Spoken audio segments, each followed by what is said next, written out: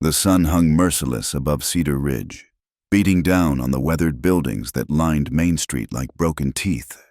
It was the kind of June day that made the dogs seek shade under porches and turned the dirt road into a fine dust that clung to everything it touched. The whole town had gathered outside the small white chapel, women fanning themselves with whatever they could find, men pulling at their starched collars and wiping sweat from their brows. Jake Thornton stood at the altar, his calloused hands clasped before him, feeling the weight of 200 eyes boring into his back.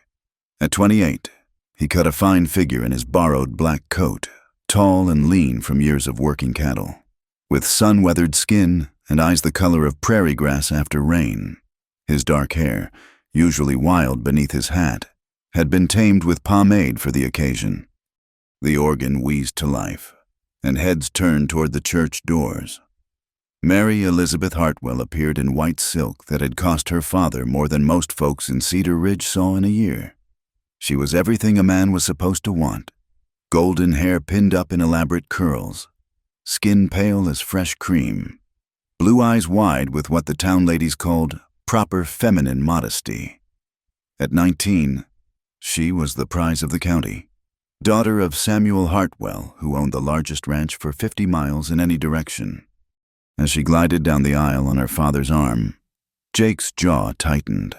Samuel Hartwell walked like he owned not just his ranch, but the very ground beneath their feet. His gray mustache waxed to points, his expression one of supreme satisfaction. This wedding was his triumph, binding the most skilled young horseman in the territory to his empire through his daughter.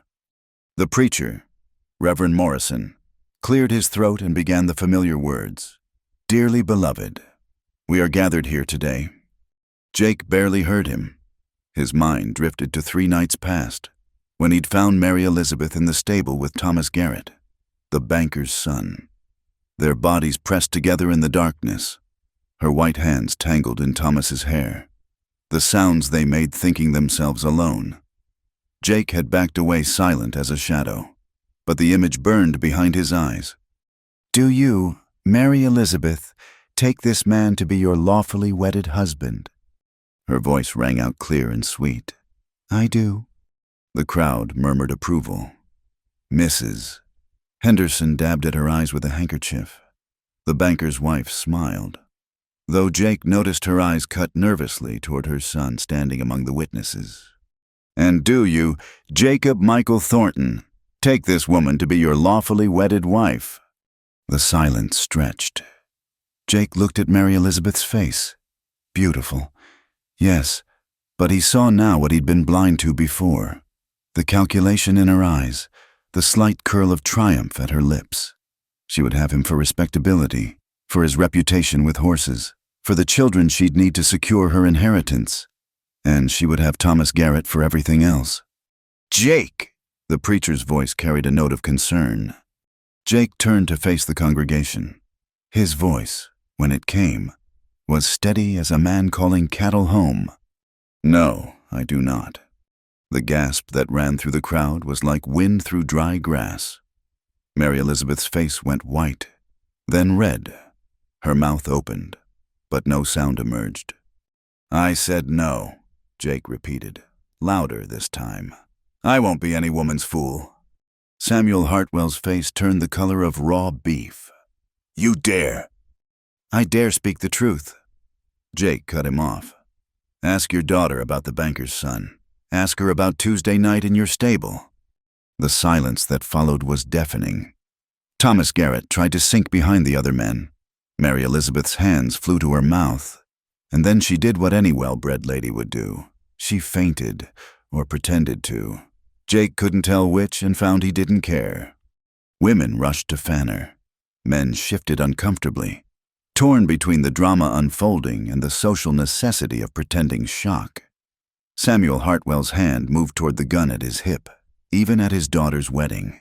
He wore it, but the preacher stepped between them. "There'll be no bloodshed in God's house," Reverend Morrison said firmly. Jake didn't wait for more.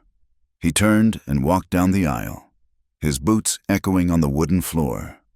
The crowd parted before him like the Red Sea, some with pity in their eyes, others with contempt.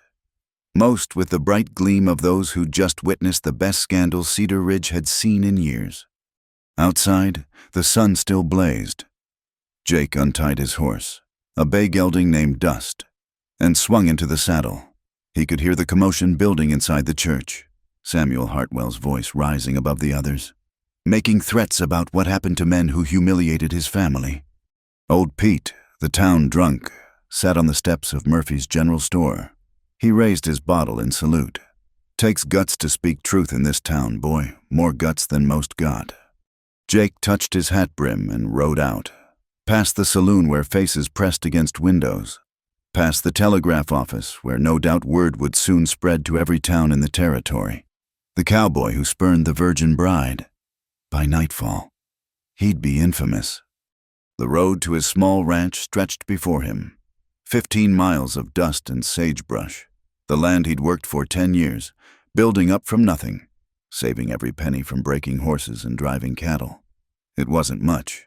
A cabin, a barn, enough pasture for 30 head, but it was his. As Cedar Ridge disappeared behind him, Jake felt the weight of what he'd done settling on his shoulders like a yoke. In the West, a man's word was his bond, and breaking an engagement at the altar was near enough to breaking an oath. There would be consequences. Samuel Hartwell would see to that.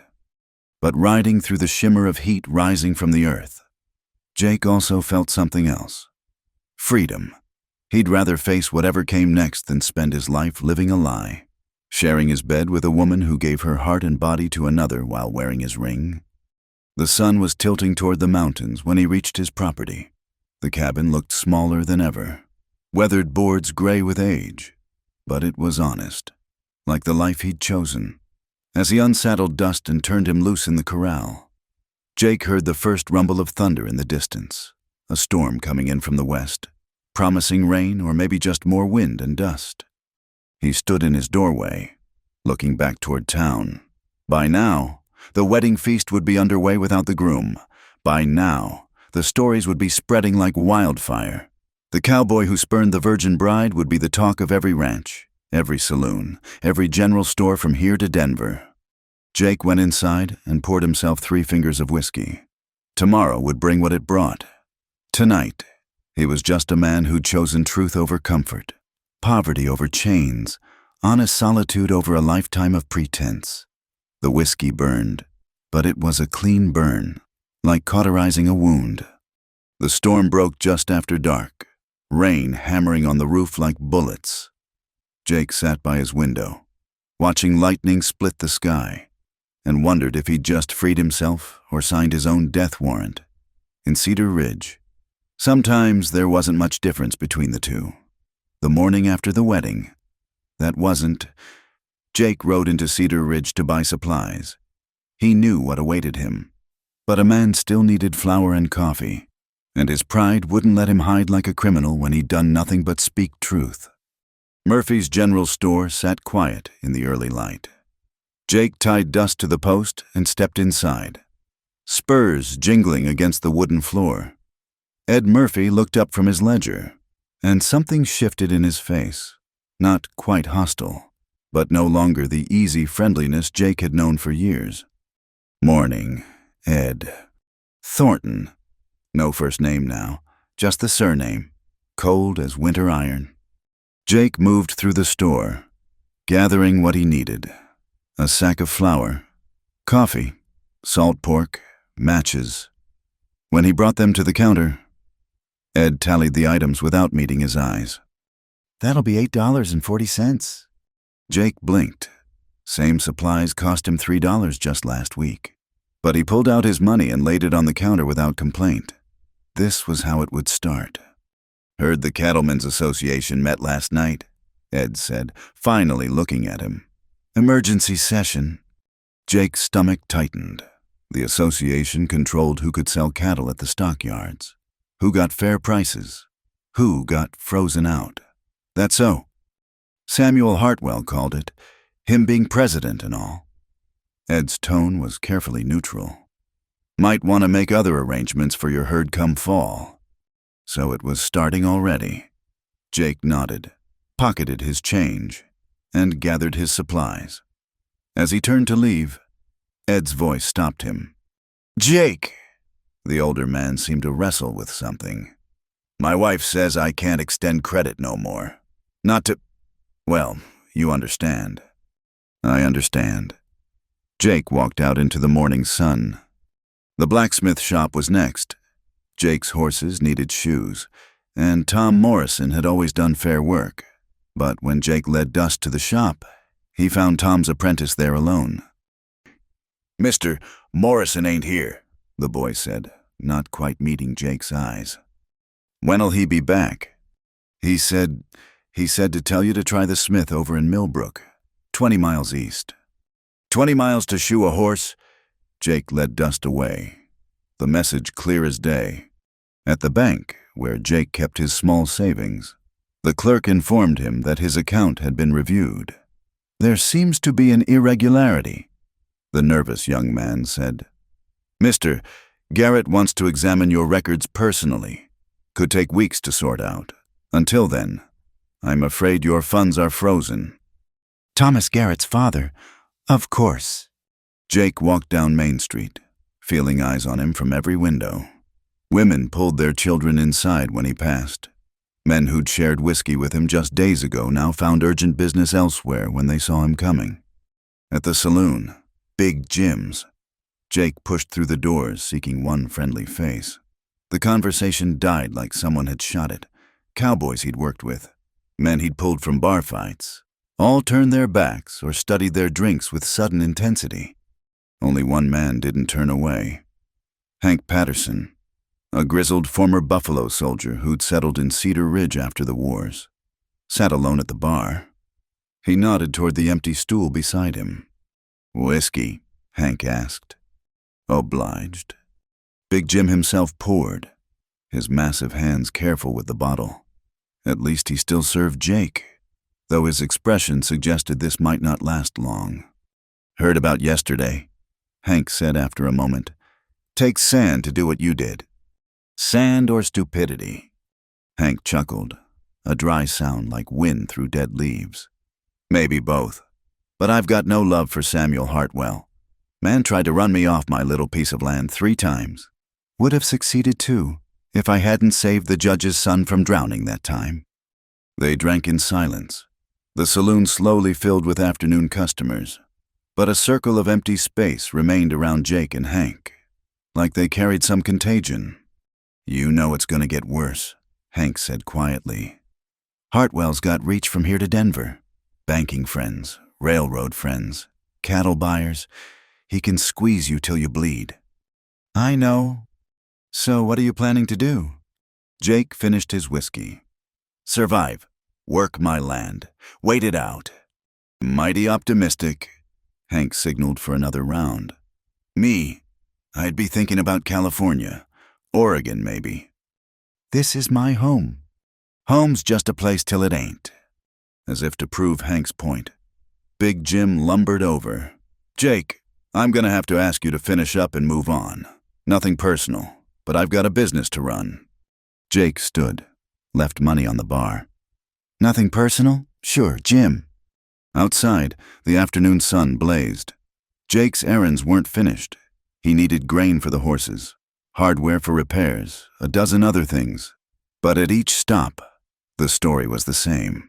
Closed signs that suddenly appeared. Clerks who couldn't find what he needed. Prices that had mysteriously doubled or tripled overnight. At the feed store, Charlie Morse at least had the decency to speak plain. "I'm sorry, Jake. I've got a family to feed. If I sell to you, Hartwell will cut me off from his ranch's business. That's half my income gone." "I understand. Charlie." "Do you?" Charlie's weathered face showed genuine distress. "It ain't right. What's happening? But right don't put food on the table." Jake rode home as the sun began its descent. His saddlebags were lighter than they should be, his prospects darker. At the edge of town, a group of cowboys from the Double H, Hartwell's brand blocked the road. Jake recognized most of them, men he'd worked alongside during Roundup just months ago. "Boys," Jake said, reining up. Thornton, Will Chavez, the Double H foreman, spoke for the group. "Mr. Hartwell wanted us to deliver a message." "I'm listening." "You've got a week to think things over. Come to him, hat in hand. Apologize public-like to Miss Mary Elizabeth. And maybe things can go back to how they were." "And if I don't?" Will's hand rested casual-like on his gun. "Then things get uncomfortable. Your fences might start having problems. Cattle might wander off. Water rights might get contested. You understand?" "I understand. 1 week, Jake. Man's offering you a way out. I'd take it." They rode off in a cloud of dust, leaving Jake alone on the empty road. He sat there a moment, watching them go, then turned dust toward home. His little ranch looked even smaller in the dying light. 30 head of cattle grazed in the pasture. Not much, but enough to build on. The cabin he'd raised with his own hands. The barn that kept his horses through bitter winters. All of it balanced now on a knife's edge. Jake unsaddled Dust and set about the evening chores, feeding horses, checking water troughs, mending a broken gate. The work steadied him, reminded him why he'd chosen this life. Under the vast purple sky, with the first stars beginning to shine, a man could remember what mattered. But as full dark settled over the land, Jake stood in his doorway again, looking out at the darkness beyond his small circle of lamplight. Somewhere out there, Samuel Hartwell was planning his destruction. The whole town was turning its back. His money was locked away, his business connections severed, his future uncertain as smoke. He'd chosen truth over comfort. Yes, but now came the price, and in the cold arithmetic of the frontier, Jake wondered if truth was a luxury he could afford. A coyote howled in the distance, answered by another. Then another. The sound raised goosebumps on his arms. Even the loneliest creature had its pack, but Jake Thornton stood alone. The cowboy who'd spurned the virgin bride, facing whatever came next with nothing but his pride and 30 head of cattle. He went inside and barred the door. Tomorrow would bring fresh battles. Tonight, he'd sleep with his gun close and his ears sharp for trouble. This was his home, and he'd fight for it. But fighting alone was a hard way to live, and an even harder way to win. The wagon appeared on the horizon 3 weeks after Jake's exile began, kicking up a small dust cloud in the afternoon heat. Jake straightened from mending fence, squinting against the sun. Visitors had become rare as snow in July. Those who came usually brought trouble. But this wagon moved different, slow, almost hesitant. 1 horse pulling, not 2. The driver, a lone figure, small against the vastness of the prairie. Jake checked the rifle leaning against the fence post, then waited. As the wagon drew closer, he saw it was more cart than wagon, loaded with what looked like household goods. The driver wore a faded sunbonnet that obscured her face, a woman, traveling alone. She pulled up at the gate to his property, and Jake got his first clear look at her. The townspeople's cruel words hadn't lied. Martha Coleman, the widow Coleman, as she was known, bore a face that would never grace any man's dreams. The left side pulled down from some old injury or birth defect, giving her mouth a permanent twisted frown. Her nose sat crooked, as if broken and poorly set. One eye was milky blue, half blind, while the other, sharp and dark, fixed on Jake with unexpected directness. "Mr. Thornton," her voice came out rough, like she didn't use it much. "Mrs. Coleman." Jake touched his hat brim. "Something I can help you with?" She climbed down from the wagon, moving stiff. Jake guessed her age at maybe 40, though the hard life showed in every line of her face and the premature gray streaking her brown hair. Her dress, patched but clean, hung loose on a frame that spoke of too many missed meals. "Heard you might need help around the place." She didn't fidget or look away, just stood there solid as a fence post. "I can cook, mend, tend animals, work for food and a place to sleep. Don't need wages." Jake studied her. In 3 weeks of isolation, This was the first person besides Hank Patterson to speak to him direct. Why would you want to work for me? Whole town's turned its back. Association with me won't do your reputation any favors. A sound escaped her. Might have been a laugh. Mr. Thornton, look at me. What reputation? Town calls me the ugliest woman in the territory. Children throw stones. Women cross the street. Men... She paused, her good eye hardening. Men are worse. I'm sorry for that. Don't want your pity. She moved to the back of her cart, pulled out a bundle. Last week, Mr. Garrett foreclosed on my little house. Said I missed payments, though I know I didn't. But fighting bankers takes money I don't have.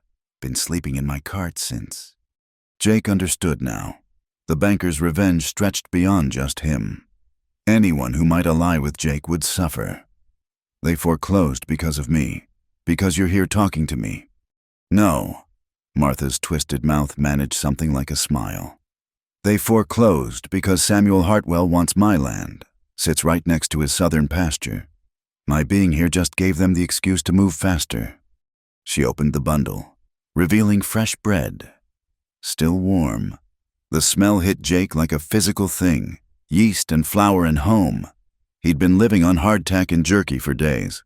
His cooking skills limited and his supplies running low. Figured you might be hungry, she said. Town won't sell to you, but they still sell to me. Long as I pay double and come in the back door.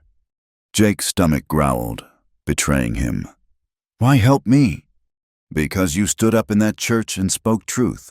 Because you looked at Mary Elizabeth Hartwell, prettiest girl in the territory, and chose honest nothing over lying everything. Her good eye met his steady. Because I know what it is to be cast out for things beyond changing. Jake looked at this woman-twisted face, worn clothes, spine straight as pride would make it. He thought of the empty house behind him, the silence that pressed in at night, the weight of fighting alone. Barn sound, he said. Hayloft's dry. You could make it comfortable enough. That'll do. I can't pay much. Maybe $1 a week when I sell cattle. If I can sell cattle. Food and shelter's enough. You understand what you're risking. Association with me makes you a target. Martha Coleman laughed then, a sound like creek water over stones. Mr. Thornton, I've been a target since the day I was born. At least now I'll have a reason for it. Jake helped her unload the cart. She had little a trunk of clothes, cooking pots, a few tools, bedding worn thin but clean. They worked in comfortable silence, her movements efficient despite her stiffness. When they finished, the sun was slanting low. I'll fix supper, she said. You got anything besides hardtack? Some salt pork, few potatoes growing wild by the creek. She nodded and set to work. Jake returned to his fence, but found himself glancing back at the house where smoke now rose from the chimney. It had been 3 weeks since anyone had cooked there besides himself. Supper was simple. Fried pork, potatoes, the fresh bread. But Martha had a way with seasoning. Wild herbs she'd gathered. That made it taste like a feast. They ate in the kitchen, lamplight pushing back the gathering dark. Your husband, Jake ventured. How long? 3 years. She didn't elaborate. And Jake didn't push. Must have been hard, running a place alone. Hard's just another word for living. She cleared the plates. Movements, practiced. What about you, family? Parents died of fever when I was 15. Been on my own since.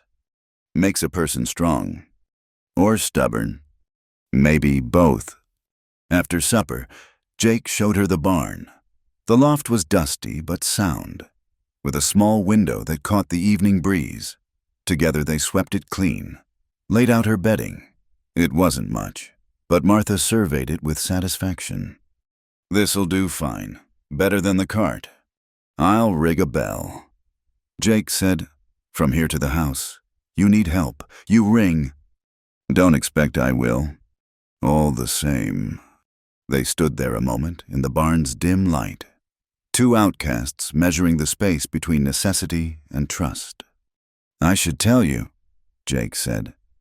Hartwell's given me a week to apologize. That was 2.5 weeks ago. Things are likely to get worse before they get better. Things always do. Martha descended the ladder, favoring her left leg. Question is whether a person faces them alone or not. Jake walked back to the house, leaving her to settle in. The night seemed less empty somehow. Knowing another soul sheltered on his land, he'd hired her for help. Or maybe she'd hired herself. Either way, the mathematics of survival had shifted.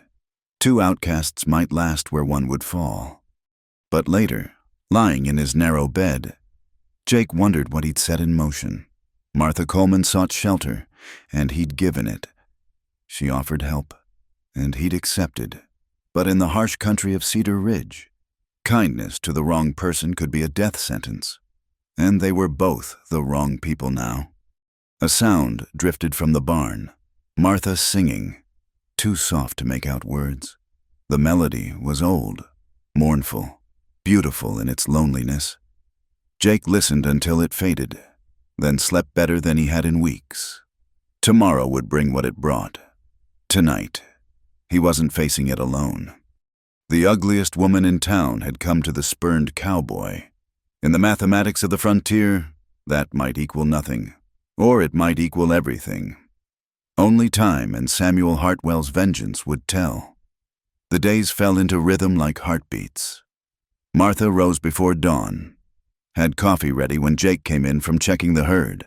They worked opposite ends of the property through the day, him with the cattle and fences, her with the garden she'd started, the chickens she'd somehow acquired, the endless mending that kept a ranch running. Evenings, they ate together, talked some, not about big things at first, just the work, weather, which hen laid the most eggs, how the creek was running lower than usual. Safe topics that skirted around the edges of why they were both there. It was the 4th week when Jake found her struggling with the water pump. The handle had always been temperamental, requiring a particular angle and more strength than it should. Martha's bad leg made the leverage difficult. "Here," Jake said, reaching for the handle. Their hands touched briefly as she stepped aside. Martha pulled back like she'd been burned, her good eye dropping to the ground. "Sorry," she muttered. Nothing to be sorry for. Jake worked the pump until water flowed clear. "I've been meaning to fix this. I'll add it to the list. Lists are long out here." That they are. That evening, over a supper of rabbit stew, Martha surprised him. "You play cards?" "Some." She produced a worn deck from her apron. "My husband taught me. Said a person needs something to do when the work's done and sleep won't come." They played poker for matchsticks, the lamp between them casting shadows that almost softened the harsh lines of Martha's face. She was good, better than good. Her twisted mouth gave nothing away, and that one sharp eye caught every tell. "You're bleeding me dry," Jake said after she won her 5th hand straight. "Good thing we're not playing for real stakes." She gathered the matchsticks, dealing again. "Though I once won $20 off a traveling salesman. He thought a woman, especially one looking like me, couldn't possibly understand the game." His loss. "In more ways than one. Used those $20 to buy my chickens." They played until the lamp burned low. It became a routine work all day. Cards at night. Sometimes they barely spoke. Sometimes Martha told stories of her childhood back east, before her family came west, seeking fortune and found only hardship. Jake shared memories of breaking his first horse, of cattle drives under endless stars. One evening, after a particularly long day repairing fence, Jake asked what he'd wondered since she arrived. "Your face. Were you born with it? Or—" Martha's hands stilled on the cards. For a moment, Jake thought she wouldn't answer. "Fire," she said finally. "I was 12. Our barn caught one night, lightning strike. My little brother was trapped inside. I got him out, but—" She touched the scarred side of her face. "The beam that fell broke my nose, burned the rest. Town doctor was drunk, did what he could." "Your brother—" "Died anyway. Smoke got his lungs." She dealt the cards with steady hands. My mother said God was testing us. My father said God had marked me for my sins. Never could figure what sins a 12-year-old could have that deserved this. I'm sorry. Don't be. Made me who I am. Your bet. Jake studied his cards, but his mind wasn't on the game. My parents used to say everything happened for a reason. Then they died, puking blood from fever, and I stopped believing in reasons. Maybe that's the only real truth. Martha laid down 3 queens. Things just happen. We just survive them. A comfortable silence settled between them. They'd moved past employer and hired help. Jake realized, somewhere in the shared meals and quiet evenings, they'd become what friends seemed too simple a word. It was during the 5th week that Jake came in from the range to find Martha washing clothes in the yard. She'd heated water over a fire, sleeves rolled up, working soap through fabric. The late afternoon sun caught her at an angle that didn't emphasize her scars, and Jake saw what might have been a strong woman, capable hands, the kind of sturdy grace that came from honest work. Need help? He offered. Unless you want to do your washing yourself from now on, I'd say no. But she smiled, the first real smile he'd seen from her. It transformed her face, not into beauty, but into something better, genuine warmth. That night, as they played cards, Martha set down her hand. Can I ask you something? Ask. That girl, Mary Elizabeth, did you love her? Jake considered. I thought I did, but looking back, I think I loved the idea of her, what she represented, being accepted, having a place in town society, building something bigger than just this little ranch. And now I figure a small honest life beats a large false one. Martha nodded slowly. My husband used to say I was lucky. Said other men might have wanted me for my looks, but he wanted me for my cooking and my common sense. Took me years to realize that wasn't a compliment. He was a fool. Maybe, or maybe he was just honest. Not everyone can see past surfaces. Then they're missing the best parts. The words hung between them. Martha's good eye met Jake's, and something shifted in the air. Not attraction in the way poets wrote about. No lightning strikes or racing hearts. Just recognition. 2 damaged people seeing each other clear. Martha gathered the cards. It's late. Martha, we're both outcasts. Jake, both lonely. Don't mistake that for something it's not. But her voice was gentle, and when she stood to leave, she briefly touched his shoulder. The gesture was simple, friendly, but it was the first time she'd voluntarily touched him since that day at the water pump. Jake sat alone after she left, staring at the scattered matchsticks. He'd hired her for help around the ranch. She'd stayed because she had nowhere else to go. But somewhere between the first shared meal and tonight's conversation, the arithmetic had changed. Not love. He wasn't fool enough to call it that. But connection, understanding. The kind of bone-deep recognition that comes from shared exile. Outside, coyotes called to each other across the darkness. But for the first time since he'd stood at that altar and spoken truth, Jake didn't feel like the loneliest creature on the prairie. Martha Coleman, the ugliest woman in town, had given him something he hadn't known he was missing, the simple comfort of being understood. He banked the fire and headed to bed.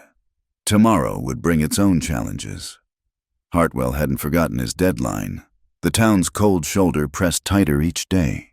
But tonight, Jake had played cards with a friend, and that was enough. In the barn, a soft light glowed from the loft window. Martha was probably reading.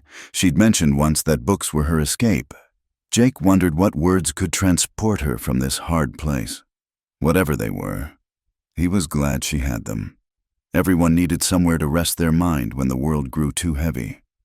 The Ugliest Woman and the Spurned Cowboy. If it was a joke, neither of them was laughing. If it was a partnership, it was growing stronger. If it was something else, well, time would tell that too. For now. It was simply two people choosing to face the world's cruelty together rather than alone. And in the harsh mathematics of the frontier, that might be the most anyone could hope for. The first sign of trouble came with cut fence wire. Jake found it at dawn. 3 sections sliced clean through. His cattle scattered across Hartwell's land. It took most of the day to round them up, Martha helping despite her bad leg, both of them knowing this was just the beginning. "They're pushing," Martha said as they drove the last steer back through the gap. "Testing how far you'll bend. Or break." Jake examined the cuts. Professional work. This wasn't random. 2 nights later, Jake woke to the sound of horses. He grabbed his rifle and slipped out the back, moving silent through the darkness. 4 riders sat at his gate, watching the house. They didn't try to hide, wanted him to know they were there. After an hour, they rode off without a word. "Intimidation," Martha said the next morning. Dark circles under her eyes. She'd watched from the barn loft, her old shotgun across her knees. The water came next. Jake's creek ran from the mountains through Hartwell land before reaching his property. One morning, the flow slowed to a trickle. Upstream, he found a new dam diverting water to Hartwell's pastures. "That's illegal," Martha said when he returned, dusty and defeated. "Water rights are only as good as the judge who enforces them, and Judge Cooper owes Hartwell more than he owes the law." They hauled water from the well for the cattle, back-breaking work that ate the days. Martha never complained, though Jake saw how her limp worsened with the strain. It was a Wednesday when the real ugliness started. Jake had ridden to the far pasture to check the herd. When he returned, he found Martha sitting on the porch steps, her dress torn at the shoulder, dirt on her face like she'd fallen. "What happened?" She looked up, and Jake saw the bruise already forming on her cheek. "Some of Hartwell's boys paid a visit, wanted to deliver a message." Jake's hands clenched on the reins. "How many?" "3 young ones, full of liquor and meanness." She touched her face gingerly. "Said I was protecting the wrong man. Said an ugly woman should be grateful for any attention, even from the likes of them." "Martha." "I'm fine." Her voice came out steady, but Jake saw how her hands trembled. "Gave as good as I got. That red-headed one won't be sitting comfortable for a week." Jake dismounted, fury burning cold in his chest. "Which 3? "No." Martha stood, wincing. "You ride after them, and you're playing their game. That's what they want, you to do something foolish. Give Hartwell an excuse to have you arrested or worse." "They hurt you." "I've been hurt before." She met his eyes with that steady gaze. "This ain't about me. It's about breaking you. Don't let 'em." But that night, Jake saw her moving stiffly as she prepared supper. Saw how she kept the shotgun close. Saw the way she startled when the wind rattled the windows. Something had shifted. The war had come to his doorstep, and Martha had paid the price for standing with him. "You should go," Jake said over their silent meal. "Find somewhere safe. I'll give you what money I have." "Where would I go?" Martha's laugh held no humor. "Back to town. Sleep in my cart again, beg work from people who spit when they see me." "This isn't your fight." "Isn't it?" She set down her fork. "They took my house. Call me names. Now they come here, put hands on me because I work for you. When does it become my fight? Jake." He had no answer for that.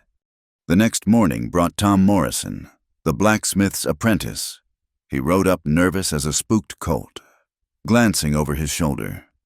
"Ma'am, Mr. Thornton." He touched his hat. "My master sent me. Said to tell you there's talk in town. Bad talk." "What kind?" Jake asked. "The kind that ends with torches and rope." The boy swallowed hard. "Some of Hartwell's hands are saying unseemly things. About you and Mrs. Coleman. About what goes on out here." Martha's face went still. Jake felt the cold spread through his gut. In a town already turned against them, rumors of impropriety between the spurned cowboy and the ugly woman would be like oil on fire. "We appreciate the warning," Jake said quietly. The boy rode off like demons chased him. Martha stood silent, arms wrapped around herself. "They're trying to make us into something shameful," she said finally. "Something dirty. Let them talk. Talk has a way of becoming truth in small towns." She looked at him then, and Jake saw fear for the first time since she'd arrived. Not fear of pain or poverty. Fear of the particular cruelty reserved for women who stepped outside society's lines. You know what they do to women they decide are improper. Jake knew. He'd seen the aftermath once, years ago. A woman accused of entertaining men. The townswomen who stripped her, cut her hair, rode her out on a rail. The shame that followed her like smoke. "I won't let that happen." You might not have a choice. That night, they didn't play cards. Martha retired early to the barn, and Jake sat up with his rifle, watching the road. The moon rose thin and sharp as a blade. Every shadow could hide a threat. Every sound might herald violence. Near midnight, horses approached. Jake stepped onto the porch, rifle ready. But only one rider appeared. Hank Patterson, moving careful in the moonlight. "Jake!" Hank dismounted, looking grim. "Came to warn you, there's a group gathering at Big Jim's, maybe 15, 20 men, talking about cleaning up moral corruption, about defending the honor of decent women." "When?" "Tomorrow night, most likely. Want to get more liquor in them first." Hank spat tobacco juice. "You need to get that woman away from here." "She won't go." "Then make her—" "This ain't no time for pride." After Hank left, Jake stood in the darkness, wrestling with choices that all led to loss. Send Martha away and face Hartwell alone. Keep her here and risk worse than death for them both. Run together and prove the town's filthy suspicions true. He walked to the barn, climbed to the loft. Martha sat by the window, shotgun in her lap, watching the road. "Heard voices," she said without turning. Jake told her about Hank's warning. She listened silent, face unreadable in the dim light. "So," she said when he finished, "tomorrow night. You need to leave. At first light, take my horse. He's faster than your cart mare. Ride to Millbrook. I'll hold them here. Give you time." "No. Martha, please. You don't understand what men like that will do." "Don't I?" She turned then, and the moonlight caught her ruined face. "You think this is the first time men decided I needed teaching a lesson? Think I haven't faced mobs before?" "This is different. This is my fault." "No." Her voice came fierce. "This is Samuel Hartwell's fault, and every coward in town who bows to his money, and every man who thinks a woman's ugliness makes her less than human." She stood, favoring her bad leg but spine straight. "I've run before. Jake, run until there was nowhere left to go. I won't run again." "You could die." "Could die anywhere. Least here. I'd die standing for something." She moved past him toward the ladder. "Besides, you think they'll stop with me? You'll be swinging from a tree right after." "No. We face this together or not at all." Jake caught her arm gently. "Martha?" She looked up at him, and in the moonlight, he saw not ugliness but strength, not deformity but defiance, the face of someone who'd been broken and had chosen to endure rather than surrender. "Together," she said simply. "That's what partners do." Jake released her arm. She climbed down the ladder, and he followed. They stood in the barn's darkness, two outcasts preparing for a siege. "We'll need water barrels," Martha said, practical as always. "In case they try fire, and board up the windows. Move the ammunition where we can reach it quick." They worked through the night, preparing. As dawn broke gray and uncertain, Jake looked at the woman beside him, ugly by every standard the world set, beautiful in her refusal to break. Whatever came with nightfall, they'd meet it as they'd met everything else, together. The spurned cowboy and the ugliest woman in town, making their stand against a world that wanted them ashamed, separated, destroyed, It wasn't a love story the poets would write, but it was theirs, and that made it worth defending. The day passed like molasses. Jake and Martha worked in tense silence, carrying out their preparations. When evening came, they ate a simple meal of beans and cornbread. Neither having much appetite, the sun sank toward the mountains, painting the sky the color of blood. "They might not come," Martha said, though her voice held no conviction. "They'll come." Jake checked his rifle for the 10th time. "Question is, how many and how drunk?" As full dark settled, they took their positions, Jake at the front window, Martha at the side. The lamp stayed unlit. Better to see out than be seen. The moon hadn't risen yet, leaving the world black as pitch. 9 o'clock came and went. 10. Jake's neck ached from tension. Beside him, Martha shifted slightly, easing her bad leg. Then, hoofbeats. Not the thunder of many horses, but a single rider approaching slow. Jake squinted into the darkness.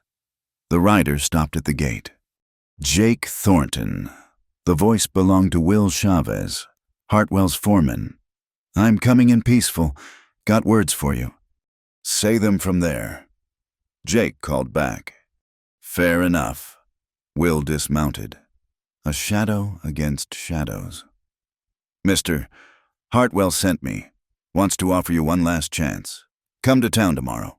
Publicly apologize to Miss Mary Elizabeth. Take your punishment like a man. He'll call off the boys." And Martha, "The woman leaves. Tonight. Never shows her face in Cedar Ridge again. No deal." Will sighed audibly. "Figured you'd say that. Had to try, though. Mister, Hartwell likes things done proper." He remounted. "Jake, that woman ain't worth dying for. No woman is, especially not." He didn't finish, but his meaning was clear. "That's where you're wrong. Will—" The foreman rode off. Martha moved in the darkness beside Jake. "He's right. You know, I'm not worth—" "Stop!" Jake's voice came out rougher than intended. "You're worth more than the whole damn town combined." She made a soft sound, might have been a laugh or sob. Before Jake could say more, her hand found his in the darkness. Work-roughened fingers, calloused and strong. They stood that way a moment, drawing courage from the simple human contact. More hoofbeats now. Many horses moving fast.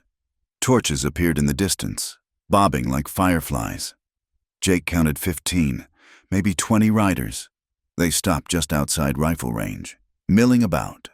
Voices carried on the still air, drunk, but not falling down drunk. The dangerous kind of drunk that made cowards feel brave. "Thornton," a voice Jake didn't recognize. "Send out the woman. This ain't about you no more." "Anyone sets foot on my property gets shot," Jake called back. "Fair warning." Laughter rippled through the mob. Big talk for one man. "2, Martha said, loud enough to carry. "And I shoot straighter drunk than you boys do sober." More laughter. Uglier now. Someone shouted something about teaching the ugly witch her place. Another voice suggested what that place might be, using words that made Jake's finger tighten on the trigger. The mob pressed closer, torches weaving. Jake could make out faces now. Cowboys from neighboring ranches, men from town, even the banker's clerk. Liquor and numbers had made them bold. "The last chance. Thornton, send her out, or we're coming in." Jake's answer was to cock his rifle, the sound sharp in the night. Beside him, Martha did the same with her shotgun. For a heartbeat, the world held its breath. Then the night exploded. The mob surged forward, some firing wild shots at the house. Jake dropped the lead rider with a shot to the shoulder, sending him tumbling from his horse. Martha's shotgun boomed, scattering buckshot that sent 2 more men diving for cover. The mob pulled back, dragging their wounded. Someone screamed about Jake being a killer, conveniently forgetting they'd attacked first. More shots peppered the house, shattering what glass remained in the windows. "Kitchen!" Jake yelled as flames appeared. Someone had managed to throw a torch onto the porch. They scrambled for the water barrels. smoke already seeping through cracks. Jake kicked open the door, throwing water on the flames while Martha covered him. A shot grazed his arm, burning like a brand. More torches arced through the air. One caught the barn roof. "The horses," Martha started for the door, but Jake pulled her back. "Too late. We hold here or die." The mob grew bolder, pressing closer despite return fire. Jake's ammunition ran low. Martha's too. The smoke thickened, making eyes water and lungs burn. Through the haze, Jake saw riders circling to the back. "They're flanking us." Martha nodded, face grim beneath the soot. Her dress was torn, blood on her arm where flying splinters had caught her, but her hands stayed steady on the shotgun. Then, new sounds, horses from the east, shouts of alarm from the mob, gunfire, but not directed at the house. "What the hell?" Jake peered through the smoke. Riders charged into the mob's flank 5, 6 men, firing with purpose. The torchbearers scattered. In the confusion, Jake recognized Hank Patterson's grizzled form, and, surprising, Tom Morrison the blacksmith, and his apprentice, and 2 cowboys Jake knew only by sight. "About time someone in this town found their backbone," Hank roared, dropping a fleeing torchbearer with the butt of his rifle. The mob broke. What had been a coordinated attack became a rout. Men fled into the darkness, abandoning wounded companions and fallen torches. In minutes, the yard stood empty save for Hank's small group and the groaning wounded. Jake and Martha emerged cautiously, weapons still ready. The barn blazed beyond saving, but the house stood. Hank dismounted, grinning through his own mask of soot and dust. "Figured you might need help." "Why?" Jake had to ask. "Why risk it?" Tom Morrison spoke up, surprising Jake with his presence. "Because what's happening ain't right. Because some of us remember when this town had honor." He looked at Martha, touched his hat. "Ma'am, sorry for what you've endured." They worked together to douse the remaining fires. The wounded were loaded onto horses, sent back to town with a message next time. The aim would be fatal. As dawn crept over the mountains, the small group stood in Jake's scorched yard. "This ain't over," Hank warned. "Hartwell won't take this lying down." "I know." Jake looked at his burned barn, his scattered cattle, his bullet-pocked house, then at Martha, still standing, still strong. "But we're still here." "That you are." Tom Morrison shifted uncomfortably. "Jake, I owe you an apology for turning you away, for staying silent when I should have spoke up. You're here now, that's what matters." The men rode off as the sun climbed higher. Jake and Martha stood alone in the wreckage of their small war. Her hand found his again, and this time neither pulled away. "Your barn," Martha said softly, "can be rebuilt." "Your horses." "Ran off. Not dead. They'll come back or they won't." "Your reputation." Jake laughed, short and bitter. "What reputation?" Martha turned to face him fully. In the harsh morning light, her scars stood out stark, but her good eye held something that made Jake's breath catch. "You could have sent me away, saved yourself this." "No," Jake said firmly. "I couldn't have." "Why?"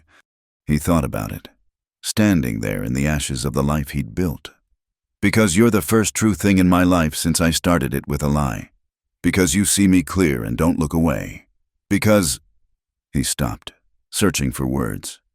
"Because you make the fighting worth it." Martha's twisted mouth curved into that rare smile. "Jake Thornton, are you saying you care for the ugliest woman in town?"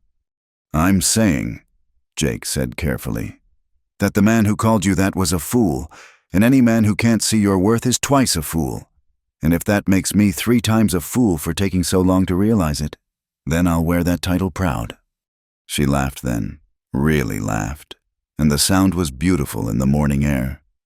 "We're quite a pair, aren't we, the spurned cowboy and the ugly woman?" "Just 2 people," Jake corrected, making their stand. They spent the day salvaging what they could. That night, with Martha's salvaged belongings moved into the house proper, propriety be damned, they sat on the scorched porch and watched the stars appear. "What happens now?" Martha asked. "Now we rebuild, stronger, together. Hartwell won't stop." "Then neither will we." Jake took her hand, held it firm. "I made my choice in that church, chose truth over comfort. Now I'm choosing again, choosing you, choosing us, if you'll have me." Martha was quiet so long Jake feared he'd overstepped. Then she squeezed his hand hard enough to hurt.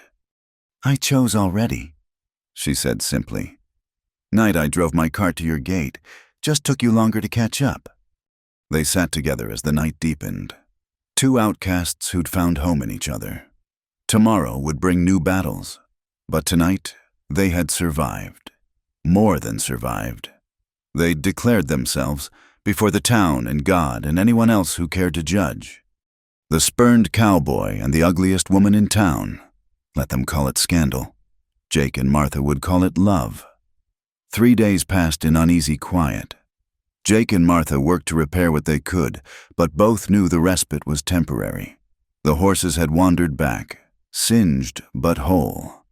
Tom Morrison came by with salvaged iron for repairs, bringing news that several mob members nursed wounds and wounded pride in equal measure.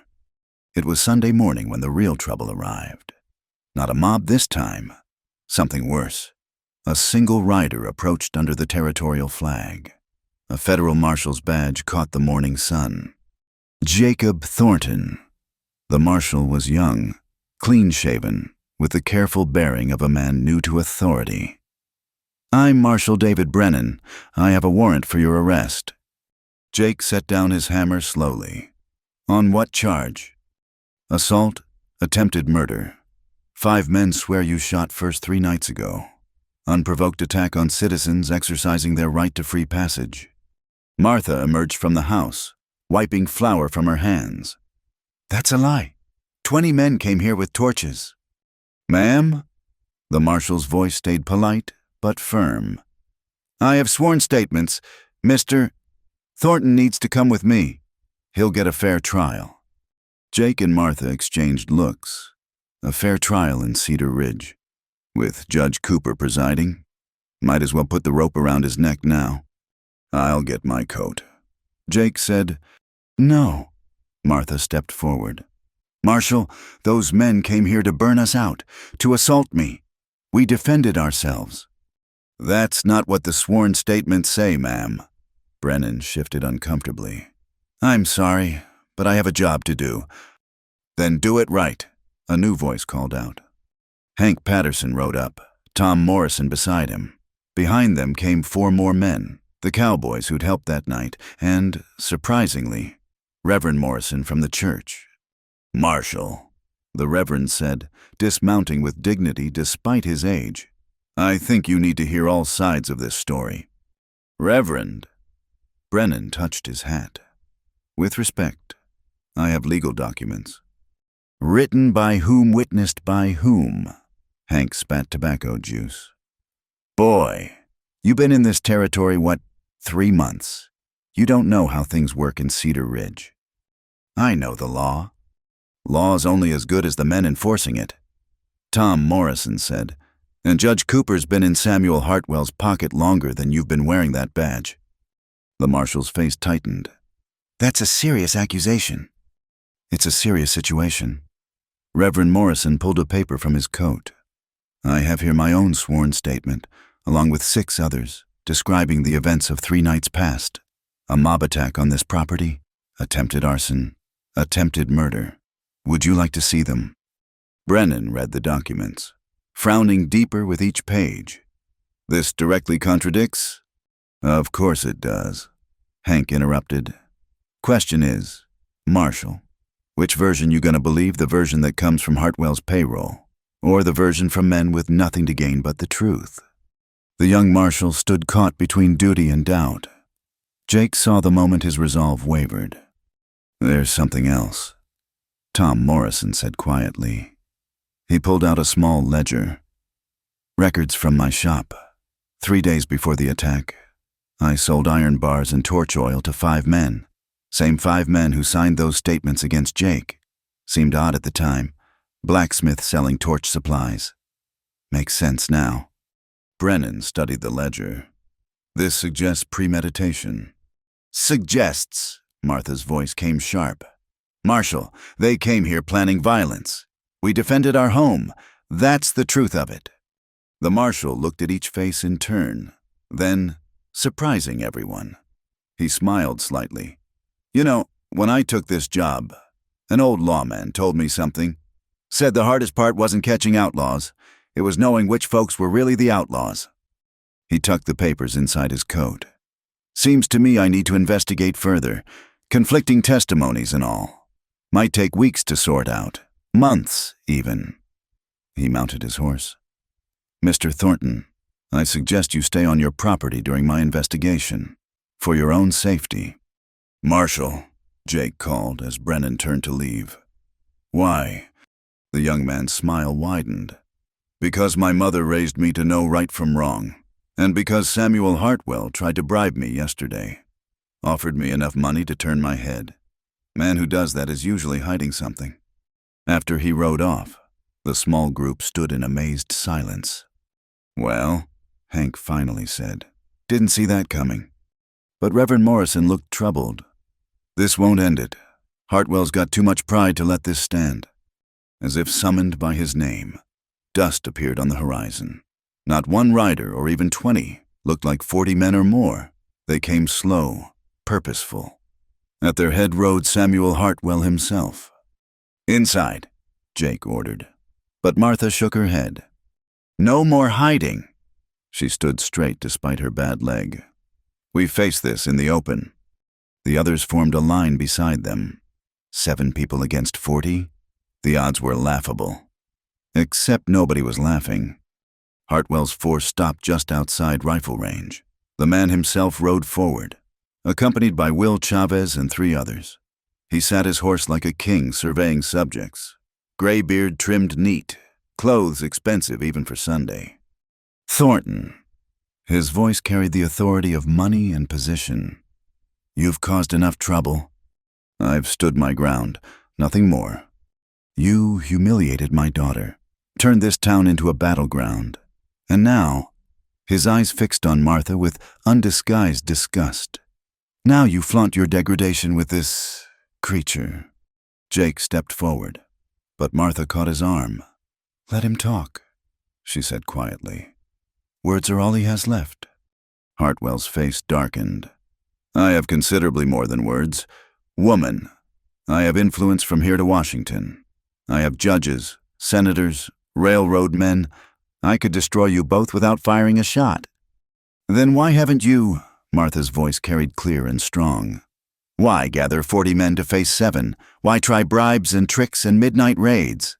She limped forward a step. Because you're scared. Because Jake stood up in that church and showed everyone your daughter's true nature. Showed them yours too. And all your money can't buy back what you lost that day. How dare you? I dare because I've got nothing left to lose. Martha stood like iron despite her twisted body. You already took my home. Your men already beat me. Your town already calls me monster. What else can you do? Kill me, go ahead. But know that you'll be killing a woman whose only crime was cooking meals and mending clothes. Martha, Jake warned, but she wasn't finished. Your daughter wasn't pure, Mr. Hartwell. Your family isn't righteous, your money isn't clean, and deep down, you know it. That's what really burns you. Not that Jake refused her, but that he told the truth about her. Hartwell's hand moved toward his gun. Jake tensed, ready to draw, but Will Chavez leaned over, spoke urgent words in his employer's ear. After a long moment, Hartwell's hand dropped.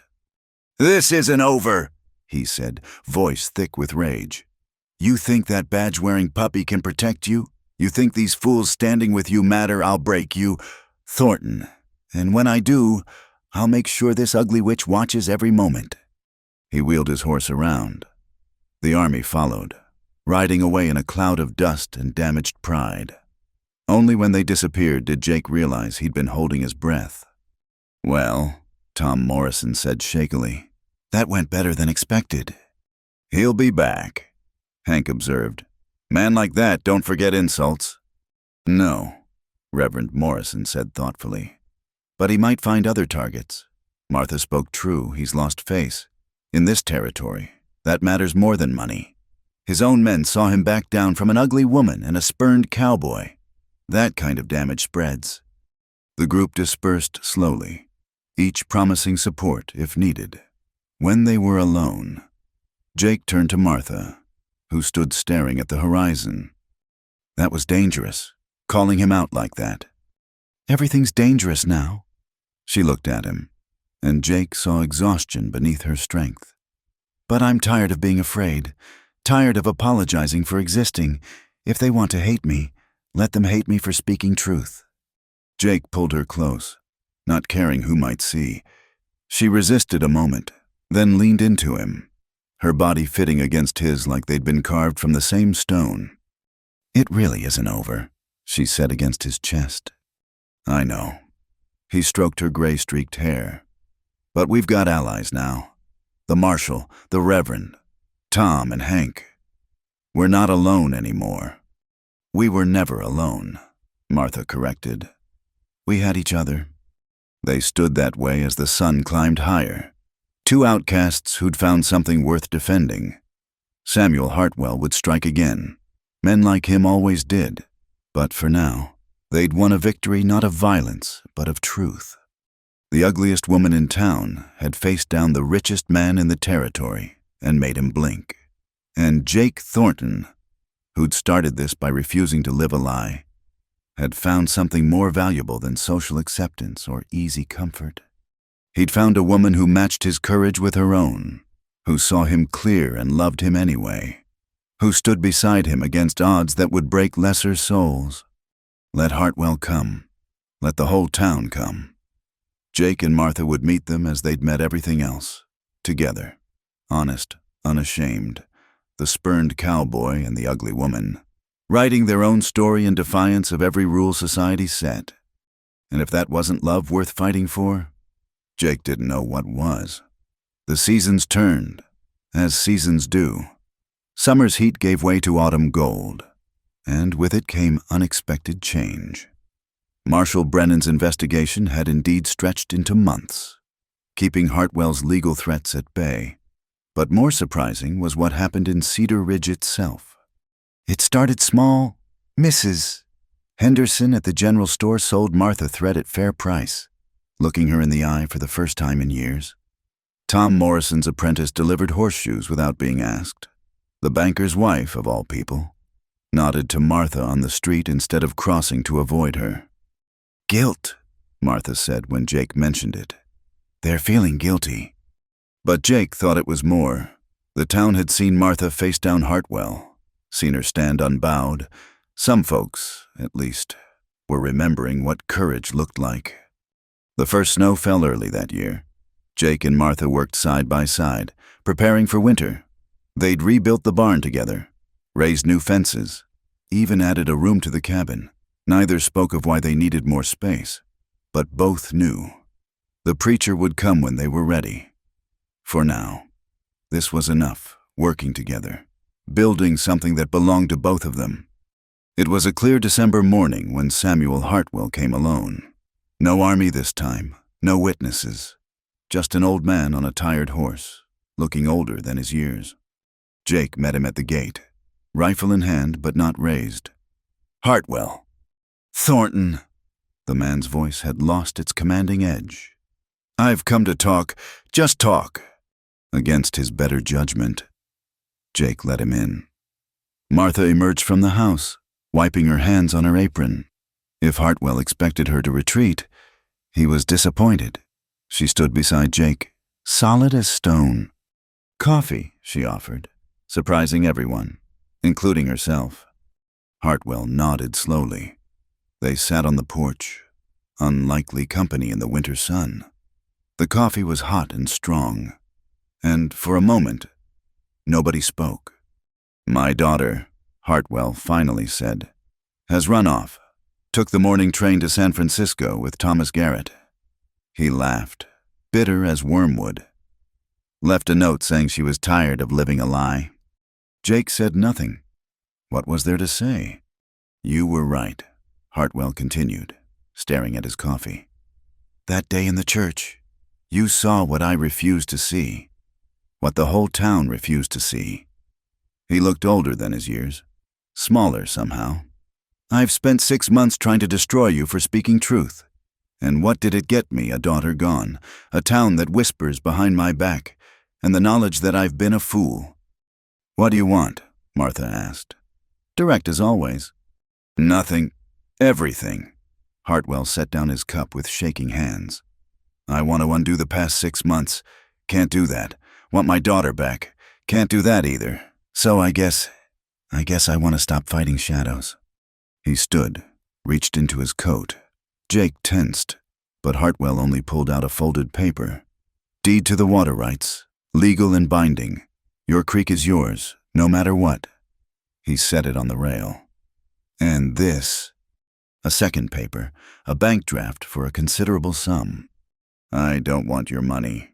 Jake said, It's not charity, call it compensation, for the barn, the fences, the trouble. Hartwell looked at Martha then, really looked at her for the first time. For things that can't be fixed with money, but money's all I have to offer. He mounted his horse with difficulty, age showing in every movement. I won't apologize. Too much pride left for that. But I'll call off the dogs. You'll have no more trouble from me or mine. As he rode away, Martha picked up the papers. Think he means it? Maybe man loses enough. Sometimes he learns.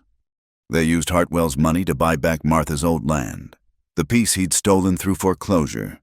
Come spring, they'd plant it together. The water rights meant their cattle would thrive. The word spread.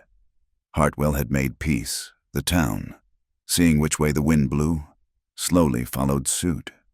It was a Sunday in February when Jake and Martha stood before Reverend Morrison in the little church. No crowd this time, just Hank Patterson and Tom Morrison as witnesses. Mrs. Henderson playing organ because she'd asked to. Martha wore a simple blue dress she'd made herself. No veil, she'd face the world with her scars showing. As always, Jake wore his best clothes, cleaned and pressed. When the Reverend asked the crucial question, Jake's I do rang clear and certain as a bell.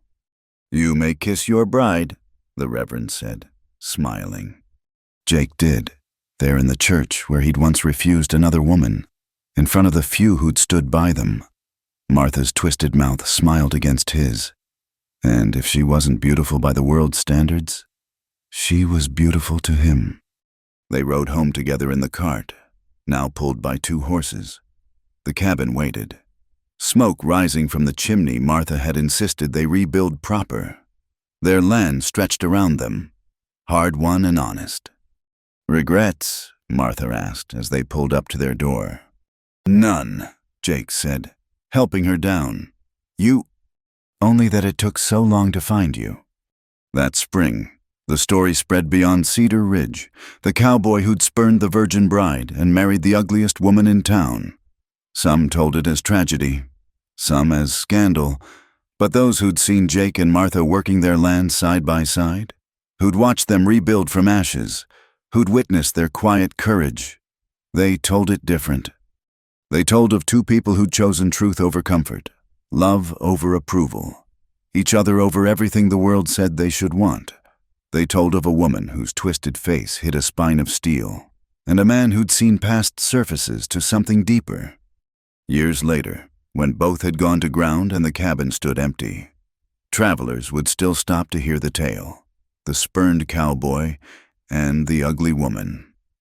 By then, the story had grown in the telling, as stories do. Some versions made Martha beautiful by the end, transformed by love. Others painted Jake as a hero who'd saved her from the town's cruelty. But the truth was simpler and better. 2 outcasts had found each other in a world that wanted them apart. They'd stood together against prejudice, violence, and the weight of other people's expectations.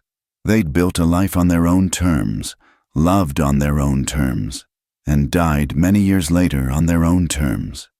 Martha first, Jake following within the month, unable or unwilling to face the world without her. The preacher who buried them said it best. They chose each other when the whole world said they were wrong to do it, and in choosing each other, they chose the only thing that really matters, to be known truly and loved anyway. The headstone, when it was finally placed, bore both their names and a simple inscription, "They stood together." In a territory built on legends of gunfighters and gold strikes, cattle barons and railroad kings, the story of Jake and Martha became its own kind of legend, not because they'd won any great battles or built any empires, but because they'd done something harder.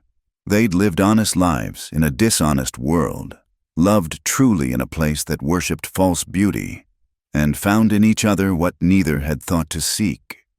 The spurned cowboy and the ugliest woman in town. Let others chase perfect faces and society's approval. Jake and Martha had found something better. They'd found home. And in the end, that was worth more than all the virgin brides and social positions in the world. It was worth everything.